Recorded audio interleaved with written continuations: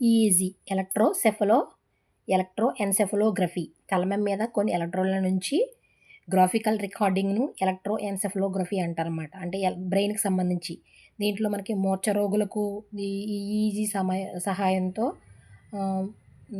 వాళ్ళ యొక్క మెదడు యొక్క తీరుని తెలుసుకుంటారన్నమాట.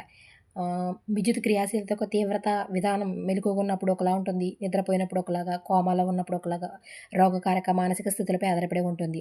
ఇవి ఈసీజీ మనకి ఎక్కువగా ఎందుకు ఉపయోగపడుతుందంటే నాడీ సంబంధ అధ్యయనాల్లో, అంటే మూర్ఛ వ్యాధిని ఎపిలెప్సీ అంటారు.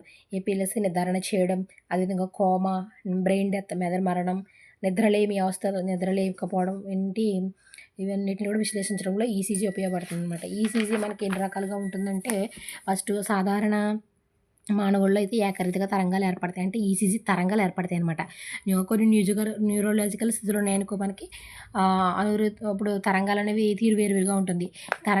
ఈ తరంగం తీరుని ఆల్ఫా, బీటా, తీటా,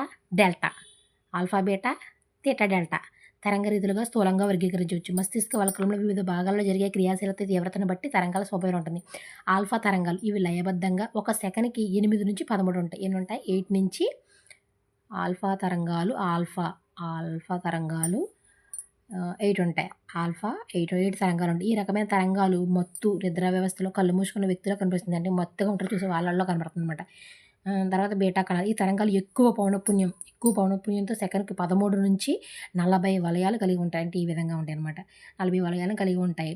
అంటే వీటి కంపన పరిమితి తక్కువ, పౌనఃపున్యం ఎక్కువ, కంపన పరిమితి అంటే ఇలా పైకి కిందకి మూవ్ అవ్వడం తక్కువ అనమాట. ఎందుకంటే ఇలా ఫాస్ట్గా వెళ్ళిపోవాలి కాబట్టి. ఇవి మానసికంగా బాగా క్రియాశీలకంగాను ఒత్తిడితో ఉన్న వారిలో ఈ తరంగాలు కనబడతాయి అనమాట.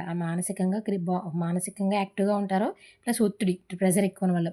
డెల్టా తరంగాలు దీనికి ఆపోజిట్ అనమాట. ఇది బీటా తరంగాలకు ఆపోజిట్ డెల్టా తరంగాలు. పౌనఃపున్యం చాలా తక్కువ ఉంటుంది. సెకనుకి 3 వలయాల కంటే తక్కువ ఉంటాయి. 3 వలయాల కంటే తక్కువ ఉంటాయి అనమాట. కంపన పరిమితి ఎక్కువ. పూర్వ బాల్య దశలో అంటే చిన్నపిల్లల్లో ఇవి సాధారణం. ఈ స్థితిలో సాధారణం. పెద్దవారిలో నిద్రలో కనబడతాయి. కానీ మెలకువగా ఉన్నప్పుడు, అంటే కణుతులు, మూర్ఛ, ఈ మానసిక వ్యాకులత మొదలైన ఉన్నప్పుడు ఈ తరంగాలు మేలుకుని ఉన్న వాళ్ళలో కూడా కనిపిస్తాయి అనమాట. బీటా తరంగాలు ఇవి పౌనఃపున్యం సెకనుకి 4 నుంచి 7 వలయాలు ఏర్పడతాయి. 5 సంవత్సరాల లోపు కనిపించే పిల్లల్లో సాధారణంగా ఉంటాయి. పెద్దవాళ్ళలో కూడా ప్రభావం ఎక్కువగా ఒత్తిడిలో ఉన్నప్పుడు కూడా ఈ బీటా తరంగాలు కనిపిస్తాయి అనమాట. మనకి ఈ డెల్టా తరంగాలు అనేవి చిన్నపిల్లల్లో మెలకువగా ఉన్నప్పుడు కనబడతాయి. పెద్దవాళ్ళలో నిద్రపోయినప్పుడు కనబడతాయి.